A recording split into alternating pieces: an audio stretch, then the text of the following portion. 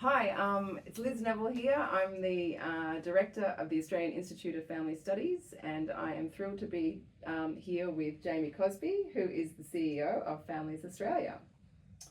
Thanks, Liz. I appreciate the opportunity to speak with you today. And for those who are watching the video, as Liz identified, my name is Jamie Crosby and I'm the Chief Executive Officer of Families Australia. We are the national peak body for families, children and young people, and the coordinating body of National Families Week across Australia. Thanks, Jamie. So, Jamie, if you could tell me a little bit about the theme for this year's National Families Week, which is, as we know, lending a hand to thrive, supporting each other. What inspired this theme? Thanks, Liz. Part of the inspiration of the theme this year was the recognition that family and community support is vital to the health and well-being of our communities overall and the functioning of family units as a whole. No matter what type of family you are, we all come in different forms and sizes. Lending a hand to thrive was about acknowledging that, as well as our own skills and capabilities as individuals and as family units, there's great benefit from the support that can come from those around us in our extended family, in our extended community, and the places in which we live. And we know that a cohesive community where there are good social connections, people supporting and looking out for each other, is the vibrant type of community that we'd like to see across various parts of the country, and it's the type of the community that I'd like my family to live in. Great. So it's great to hear that that you're thinking around the reason for the selection of the theme, and I will just add that resonates deeply with our work at the Australian Institute of Family Studies, which, as you know, we've been studying kind of trends and transitions for families for a long time, and in our DNA, we like to have a really broad conception of families, to be really inclusive about that, and we've been following those different subpopulations for a really long time, and that relationship between the family unit, even though that language of unit doesn't really feel very contemporary, but the relationship between the family and community is essential to family functioning, and I really love the way the theme kind of goes straight to that. It's excellent.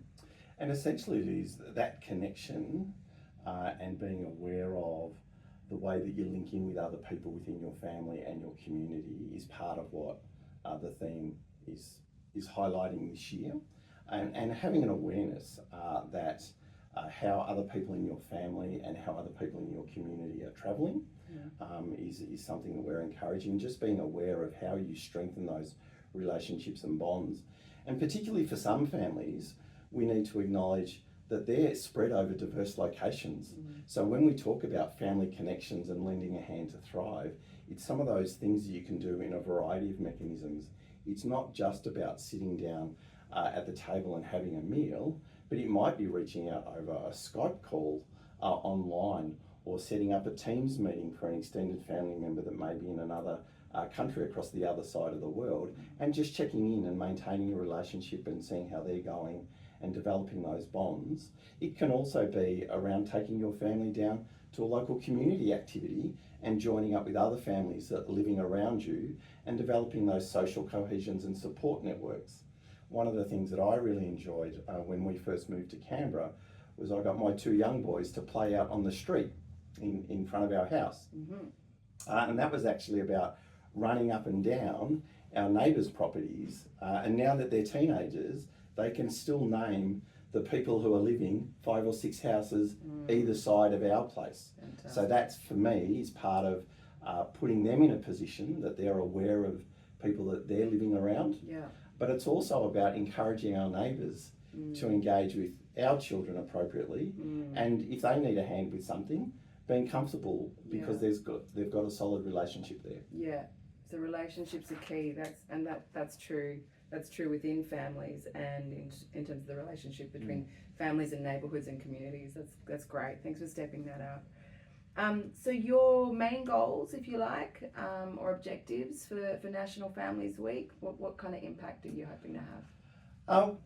Ultimately, it's about celebrating the positive aspects of family life and the different composition of families, the different types of families, and really recognising that as a group and a cohort within our community, functioning family units, however they're described, whether that's immediate family, whether that's people that you identify as being part of your close family and support network, however you define family, what we're trying to do is celebrate, promote, and recognise the value and integral role that they play in not only an individual's health and well-being, but also the health of our community.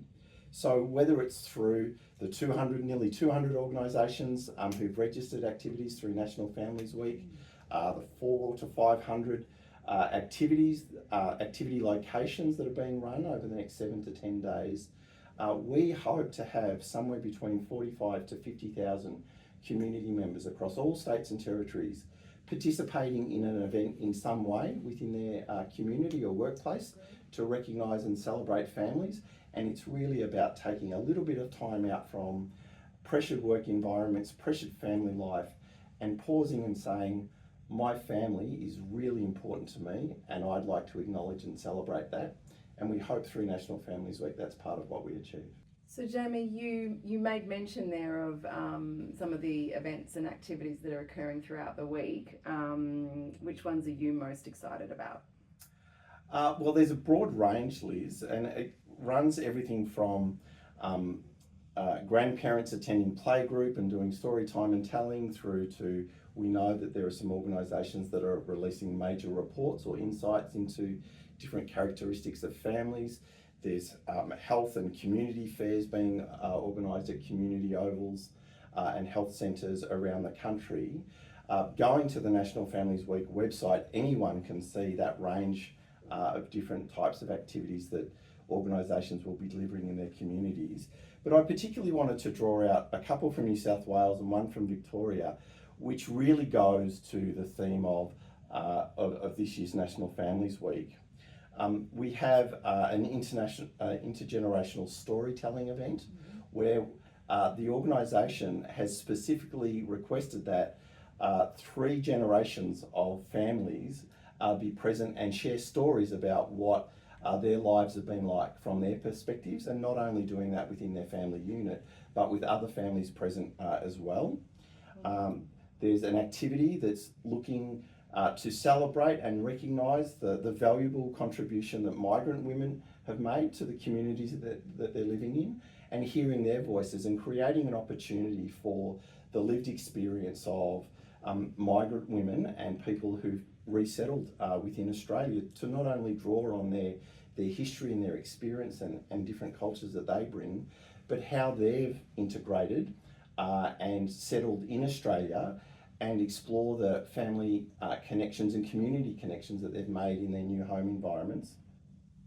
And there's also a significant number of activities that are really focused on culture and connection.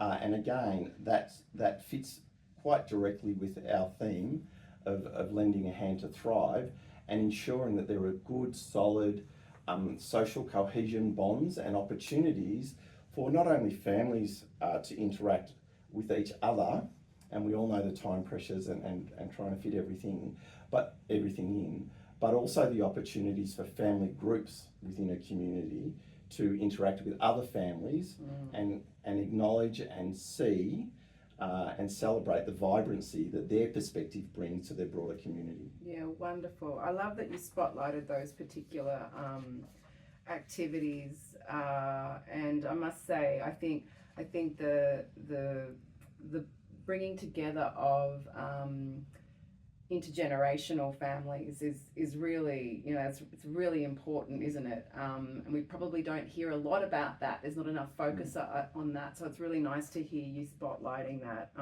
particularly in the context of an aging population. The relationships between older members and younger members in families so important.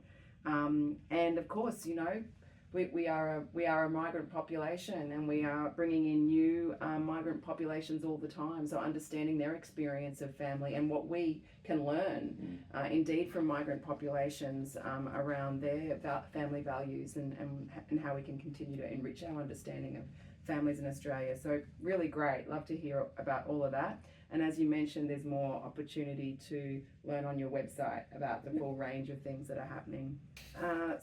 So Jamie, looking ahead, what are your longer term goals for National Families Week? We were delighted in late 2024 to be advised by the Australian Government that the funding that supports Families Australia coordinate National Families Week each year has been extended to 2030. So we'll be able to look towards a 5-year plan of how we position, evolve, and ensure that our National Families Week activities are responding to the aspirations and desires of communities across the country. So part of that process, particularly after National Families Week next week, is that we'll be reaching out to those that have been involved over the last couple of years, seeking their thoughts and opinions on the types of activities that they would like to see, the types of themes that they would like us to explore during National Families Week, and ensure that through conversations with families, with children, with young people, that future National Families Week activities respond to what it is families themselves are looking for. And whilst that's very much future focused, I do want to point out that National Families Week commences next Monday, and Families Australia will be holding the national launch event in Melbourne. We have an amazing key speaker, Sherelle Murphy, who's the Chief Economist for EY Oceania. And through Sherelle's presentation and a discussant panel, we'll be exploring some of the demographic changes of family composition within an Australian context, Right. and also some of the economic challenges that families are facing and needing to respond to, and what impact that's having on family life and well-being. It's also an opportunity to remind people who may be watching this video on the AIFS website or the Families Australia website that it's not too late to register to run your own event during National Families Week, or search for an activity that might be happening in your community that's already been registered, and making sure that you might be able to get along to one of those activities and join the thousands of people across the country over the next 7 to 10 days, celebrating families in all their vibrancy and difference. Excellent. Thank you, Jamie. I'll be a bit shameless and also building on the good work on your launch day, just highlighting too, AIFS has a significant library of facts and figures that go to trends and issues occurring for families sort of dating back to the 1980s. So it's been so interesting watching some of those really critical topics like marriage, divorce, fertility, and the changes that we're seeing in the way families are conceived and continue to transition. So I'll just plug that. And I'll also mention too that we'll be shortly launching a report on young carers, which, as we know, play a critical role in supporting family members who may be experiencing addiction or mental health issues. And we have a growing understanding, of course, of the impacts on educational outcomes in particular for young carers. So we'll be adding to that knowledge base shortly around National Families Week, so keep an eye out for that as well.